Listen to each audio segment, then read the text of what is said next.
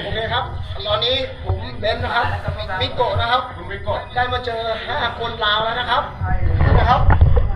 ทุกคนปลอดภัยดีนะครับ เดี๋ยวเราจะทำการช่วยเหลือต่อไปนะครับน้ำตาสิไหลพี่น้องเอ้ยในที่สุดกับพบเห็นแล้วคนลาวที่ติดทำ7 คนแต่ตอนนี้ปัจจุบันณตอนนี้พร้อมเห็นหาคน แต่ว่ายังซอกหาอีก2 คนนะทุกคนเนาะ5 คนที่พบเห็นในแมนรอดชีวิตจักมื้อวะ7 มื้อ6 7 มื้อ8 มื้อทุกคนปลอดภัยเบิดทุกอย่างบ่มีภัยอาการที่แบบเป็นไข้หรือว่าอีหยังก็ตามนะมีแต่อ่อนเพลียซื่อๆเนื่องจากว่าบ่ได้กินข้าวพบเห็นแล้วนะทุกคนนะโอ้ยน้ำตาขอสิไหลจากที่ติดตามข่าวมาเป็นอาทิตย์ขอบใจคนไทยนะทุกคนเนาะอีหลีเลยมีคนไทยเลยกับมีกู้ภัยต่างประเทศมาช่วยอีกจังหวะที่เราเห็นแล้วเราหมุดน้ำขึ้นไปหมุดน้ำเข้าไปแล้วก็โผล่หัวขึ้นมาผู้ที่เห็นหาคนนั่งเรียนกันอยู่แต่ว่าอยู่ในหัวยังมีไฟโคมก็ยังอยู่แต่ว่ายังอีก2 คนต้องหมุดเข้าไปอีกพบเห็นแล้วตอนนี้ก็ได้โอ้น้ำตาสิไหลทุกคนเอ้ยรอดชีวิตเซเนาะดีใจแทนพี่น้องคนกับแบบกู้ภัยนะก็จนไห้นะกู้ภัยที่แบบไปซอยขนาดแม่นพี่น้องแท้ๆก็ยังไห้เบิ่งติความว่าดีใจ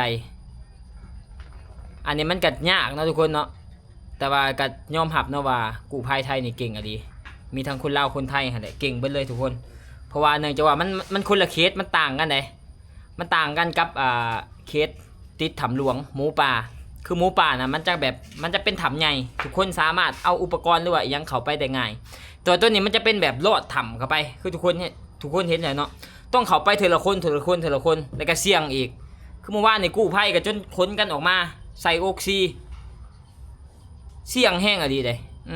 ความว่าเสี่ยงแต่ว่ามีนายบ้านอันนั้นอะไรเนาะไปคอมเมนต์เมื่อวานนี่ก็ถือเข้าดาสนั่นวันไหว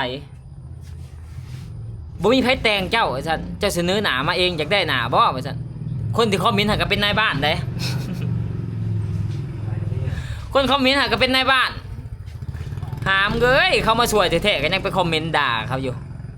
เสนอหนามาเองไอ้สันไผแต่งมาปะอยากได้หนาบ่ไอ้สันนายบ้านเด้ก็เป็นพ่อกูนี่กูสิเลี้ยงกูสิตีพ่อกูเองอยู่กับไปคอมเมนต์เลยซะอีหลีบาดชุดท้ายมาบัดนี้เขาฮู้ว่าเป็นนายบ้านเขาก็ออกมาด่านายบ้านออกมาขอโทษบัดนี้ขอโทษเด้ออันนี้คือฮู้เฒ่าบ่ถึงการมึงจักปีมึง60แหละจนมีลูกมีหลานแล้วว่าฮู้เฒ่าบ่ถึงการคันเป็นเด็กน้อย17 18ไปคอมเมนต์กันยังว่าใครแน่อันนี้ก็จนเป็นนายบ้านคนอยู่ในบ้านก็จะเลือกเป็นนายบ้านบ่แล้วว่าฮู้เฒ่าบ่ถึงการโอ้คันเอาคนเกณฑ์คนในบ้านไปช่วยนะมันสิรอดอยู่บ่7 ชีวิตเนี่ยยันตายก่อนแหละคันขอโทษไปว่าคนหากันเล่นโทรศัพท์เป็นกับหาไพ่คันลินหากะลินโทรศัพท์เป็นมึงคอมเมนต์เป็นคือมึงคอมเมนต์นี่ก็แสดงว่ามึงอันนี้แล้วเจตนาเว้าแล้วนี่สุดท้ายก็พบพ่อนะทุกคนต้องติดตามข่าวต่อไปเนาะว่าอีก2 คนนะสิเห็นบ่อันนี้คนก็เลื่อนเฟซตลอดได้หมาก็พ่อหมาบัดนี้ติดตามข่าวตลอดเห็นบางตอน4:30 นาทีเห็นเขาโพสต์ข่าวฉะนั้นวันไหวอยู่ทำอิดก็ตกใจเนาะเห็นคุณปอนโพสต์เห็นแล้วหาไล่ว่าซั่นใส่คำว่าหาไล่ข่อยก็คิดว่ามันต้องมีหยังแหละบัดสุดท้ายก็ยังปลอดภัยเบิดทุกอย่างนะทุกคนเนาะนี่ฮู้สิเอาให้เบิ่งเนาะพบแล้วหาคนจาก7 คนยังรอคอยการยืนยันรายชื่อตามที่รายชื่อเนี่ยก็มีเห็นชื่อว่าชื่อมืดผู้นึงชื่อแลนผู้นึงนี่คือฮู้นี่เนาะมีแต่ผู้ชายเบิด1 2 3 4 5 6 7คือผู้ชายเบิดที่ติดเนาะแต่ว่าโคมไฟนี่ก็ยังเห็นโคมไฟนี่ก็ยังติดอยู่หัวคมว่าทนทานโคมไฟ7 มื้อก็ยังเห็นโคมไฟอยู่นี่แบบติดอยู่ในถ้ำแบบสภาพแต่ละคนแบบขาดสารอาหารนะยิ้มไปนี่แม่นเห็นแต่แขวเขาคิดเห็นตอนหมูป่าอะคาเดมี่เลยนะแบบหมุดเข้าไปคันสมมุติว่าคันเป็นข่อยเองนี่คือสิเบิดหวังสมมุติว่าคันข่อยไปติดถ้ำนี่นะสิเป็นจังได๋บ่แบบมันมืดบ่ทุกอย่างอยู่ในถ้ำจักเขาสมมุติว่าคันในความคิดคุณเล่านี่นะจักเขาสิเฮ็ดจังได๋เนาะมาซอยกูเนาะคนในบ้านเขาสิมาซอยกูอยู่บ่กู้ภัยก็สิมาซอยกูอยู่บ่ติดสาวถามมึงมีใครมาเอานะเสร็จแล้วมันบ่ดี คันข่อยเป็นคนลาวเนี่ยคันคือติเป็นข่อยก็คิดว่าอยากข่อยก็ต้องตายแน่นอนเนาะบ่ได้คิดว่าสิมีคนคนไทยอีสังเข้ามาช่วย คนไทยก็ระดมทุนแล้วก็คนลาวอีกไปช่วยโอ้ทุกคนถือว่าเป็นข่าวดังพอสมควรเนาะดังแห้งเลยแหละต่างประเทศก็เข้ามาช่วยอีกถือว่าเป็นบทเรียนเนาะในใจเขาก็บ่อยากเข้าไปดอกแต่ว่าก็ย้อนเงินเนี่ยเนาะทุกคนเนาะคันคนรวยเขาก็บ่พี่บ้าเข้าไปดอกย้อนว่าความทุกข์ความจนนี่แหละเข้าไปเพื่อไปหาเงินมาซื้อข้าวซื้อน้ำแต่ว่าก็ไปไต่ต้นอันนี้แต่ว่าเห็นแล้วรอดชีวิตครอบครัวก็ให้ตอนไปโพเห็นนะมันมีคลิปเดี๋ยวจะเอาคลิปให้เบิ่งเด้อตอนมีคลิปเสียงที่เขาเว้าเนาะอันนี้ก็มีรูปช่างไปทุกอย่างมีคลิปเสียงที่เขาเว้าแบบขอบใจซื้อหมอกซื้อมืดอีสังเดี๋ยวใส่ทุกคนเบิ่งเด้อนี่คือคลิปเสียงเนาะ มีคนร้องไห้ด้วย ลองทุกคน ให้เอง คนใช่ไหม เป็นขอก็ให้กันแล้วแบบออกไปได้นี่คือสิบวชอย่างเดียวนะครับเป็นขอเองแต่ว่าไฟโคมนี่ยังมีในหัวเฉยนี่นะทนทานขนาด7-8 มื้อเขากินกับบ่มีหยังก็บ่มีใครเนี่ยว่ายังมีน้ำนะทุกคนเนาะ พอเราอ่ะ เด้ ใช่ ใครเป็นกันยังน้ำแดให้ สุดยอด อ๋อไอ้มืดมันมาเลยนะ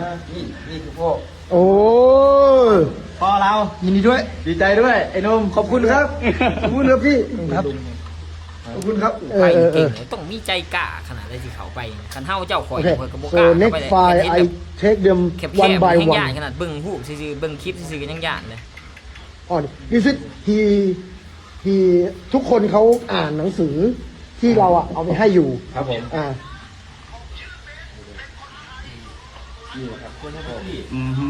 เดี๋ยวสิว่า นี่คือเป็นลุง ชื่อมืด ซื้อมืดผู้ทำอิฐ มืดให้ ไม่มีแรงอย่างเดียว ไม่มีเจ็บป่วยอะไร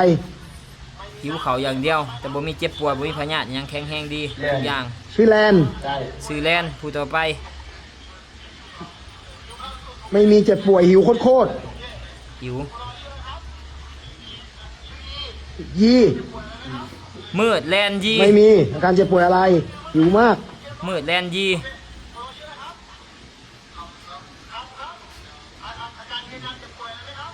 มืดแลนยีครับ มีอ่อนเพลีย ไม่มีเจ็บป่วยอะไร ไม่ต้องอ่อนเพลียส่วนหลาย ชื่ออะไรนะ